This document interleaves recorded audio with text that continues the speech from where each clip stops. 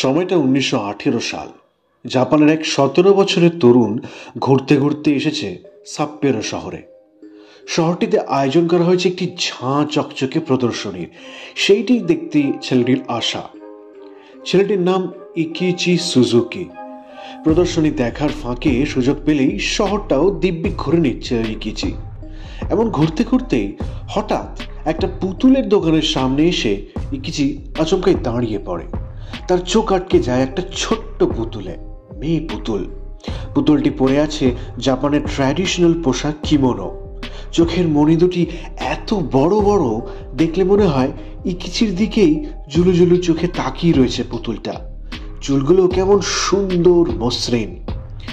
পুতুলটা দেখতেই ভারী পছন্দ হয়ে যায় ইকিচির। বাড়িতে তার 2 বছরের বোন ওকিকুর কথা মনে পড়ে যায়। এই মিষ্টি পুতুলটা উপহার পেলে কি খুশিটাই না হবে পুচকি মেয়েটা। এই কথা ভেবেই ইকিচি আর দেরি করে না, চটপট পুতুলটা কিনে নেয় নিজের বোন ওকিকুর জন্য। তখনও সে জানে না যে এমনও একটা দিনও আসবে যখন তার বোন আর এই পুতুলকে কোনোভাবেই আর আলাদা করা যাবে না। যাই হোক, যা বলছিলাম, যথারীতি পুতুলটা খুব পছন্দ হয় 2 বছরের ওকিকুর। পুতুলটা পেয়ে সে যেন আনন্দে আত্মহারা হয়ে যায়। সর্বক্ষণ পুতুলটার সঙ্গে নাওয়া খাওয়া, সর্বক্ষণ তাকে কোলে জড়িয়ে গল্প করা। দেখলে মনে হবে হরিহর আত্মা, পুতুলটা যেন জীবন্ত কোনো মানুষ, ওকিকুর সত্যিকারেরই কোনো বন্ধু। অদ্ভুতভাবে ওকিকু পুতুলটার নাম দেয় নিজের নামেই, অর্থাৎ পুতুলটার নামও হয় ওকিকো। এইভাবেই পুতুল ওকিকুকে সর্বক্ষণের সঙ্গী বানিয়ে দিন কাটতে থাকে বছর 2-এর ছোট্ট ওকিকুর। কিন্তু বিধি বাম, পরের বছরই ঘটে যায় ভয়ঙ্কর দুর্ঘটনা। জাপানের বিভিন্ন প্রদেশে সে বছর আছড়ে পড়ে ইয়েলো ফিভারের করাল গ্রাস। প্রতি পরিবার থেকে কেউ না কেউ প্রাণ হারায়। ছোট্ট ওকিকু মারা যায় এই ইয়েলো ফিভারেই। চোখের সামনে ফুটফুটে বাচ্চা মেয়েটাকে মরে যেতে দেখে ভেঙে পড়ে গোটা সুজুকি পরিবার। তবু সবটা যেন মেনে নিতে হবেই, বুকে পাথর রেখে ওকিকুর শেষকৃত্য করে তারা। আর তার স্মৃতির শেষ চিহ্ন হিসেবে রেখে দেয় পুতুলটা তাদের বাড়িতেই। আসল ঘটনা শুরু হয় এরপর থেকে। প্রায় বছর ঘুরতে না ঘুরতেই একদিন ইকিচি হঠাৎ একটা অদ্ভুত জিনিস খেয়াল করে। তার বোনের শেষ স্মৃতি হিসেবে যত্নে রাখা পুতুলটার চুল আপনা আপনি বড় হচ্ছে। আগে হ্যাঁ, যে পুতুলের চুল ছিল ছোট ছোট ঘাড় পর্যন্ত ছাঁটা, সেই পুতুলের চুল এখন নেমে এসছে কোমর পর্যন্ত। প্রথমে ব্যাপারটাকে মনের ভুল ভাবলেও আস্তে আস্তে সেই ভুল ভাঙতে থাকে সুজুকি পরিবারের। তাদের বাড়িতে শুরু হয় আশ্চর্য সব ঘটনা।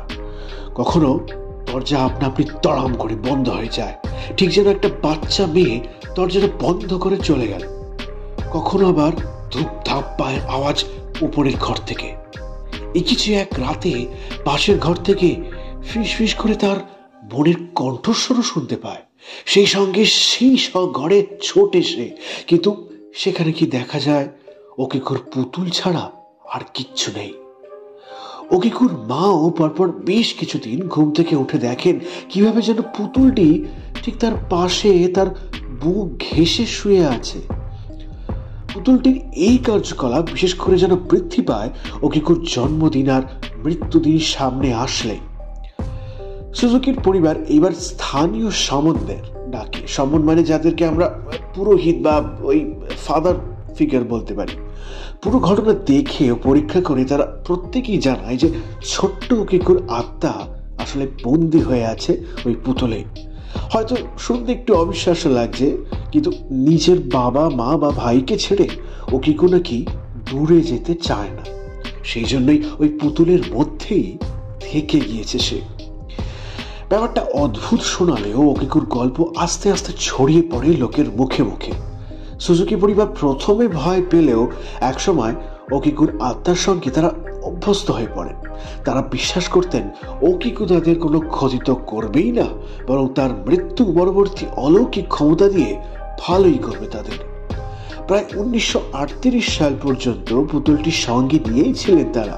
এরপর বিশেষ প্রয়োজনে শহর পরিবর্তনের সময় তারা ঠিক করেন পুতুলটিকে শহরের বাইরে নিয়ে যাবেন না। কেন জানি না, তাদের ধারণা ছিল পুতুলটার এই আশ্চর্য ক্ষমতা অকিকুর স্থানের কাছাকাছি থাকার জন্যেই। সুতরাং পুতুলটি সেখানকার স্থানীয় এক মন্দিরে তারা দান করে যান। ততদিনে অকিকুর কাহিনী লোকের মুখে মুখে ঘুরছে। জাপানের লোক সংস্কৃতিতে এরকম পবিত্র আত্মাদের খুব শ্রদ্ধা করা হয়। ফলে মন্দির কর্তৃপক্ষ আনন্দ সহকারে গ্রহণ করে নেয় পুতুলটিকে। তারপরে আরো যেন অবাক হয়ে যায় তারা দেখে সত্যি পুতুলটার চুল বড় হচ্ছে। সুজুকি পরিবারের কোনো দাবি আদৌ বুজরুকি ছিল না। এমনকি মন্দির কর্তৃপক্ষ অকিকুর চুল কেটে বিজ্ঞানীদের কাছে পাঠায় পরীক্ষার জন্য। পরীক্ষা করে বিজ্ঞানীরা জানায় সত্যি এই চুল কোনো বাচ্চা মেয়ের। এরপর থেকেই অকিকু আরো জনপ্রিয় হয়ে ওঠে জাপানে। হোক্কাইডোর মেনিনজি টেম্পলে এখনো অতি যত্ন সহকারে রাখা আছে অকিকুর পুতুলটি। নিয়ম করে তার চুল কাটা হয়। কয়েক বছর আগে বেশ কিছু পূজারী আরো অদ্ভুত জিনিস খেয়াল করে। পুতুলটির কিছুটা সামনে গেলেই তারা খেয়াল করে পুতুলটির মুখ অল্প একটু খোলা এবং সেখান থেকে স্পষ্ট উঁকি দিচ্ছে সদ্য গজিয়ে ওঠা দাঁত। অকিকুর কাহিনী জাপানের এক বিখ্যাত আরবান লেজেন্ড। এই কাহিনী সত্যি না মিথ্যে সে নিয়ে বহুমত আছে। এমনকি এই লেজেন্ডের অন্যান্য অনেক সংস্করণও আছে, যেখানে অকিকু একজন নারী কিংবা একজন মা কিংবা একজন কন্যা। সেই সন্দেহ যাই থাকুক, কিন্তু অকিকু যে আসলে সত্যি তা জাপানের মেনিনজি টেম্পলে গেলেই দেখতে পাওয়া যাবে। আজও বহু দর্শনার্থী ভিড় জমায় সেখানে অকিকুকে দেখার জন্য। যদিও কেউ জানে না অকিকুর চুল কিভাবে নিজের থেকেই বড় হতে থাকে, কিন্তু সবাই অকিকুর আশীর্বাদ প্রার্থনা করে। তবে অলৌকিক ততক্ষণই শুনতে ভালো লাগে যতক্ষণ তা অন্যের সঙ্গে ঘটে। ধরুন, যদি আপনাদের বাড়ির পুতুলটির মধ্যেও হঠাৎ করে এইরকম আশ্চর্য কিছু লক্ষণ দেখা যেতে শুরু করে, কি করবেন? ভালো লাগবে? শুনতে থাকুন জ্ঞানী মগ।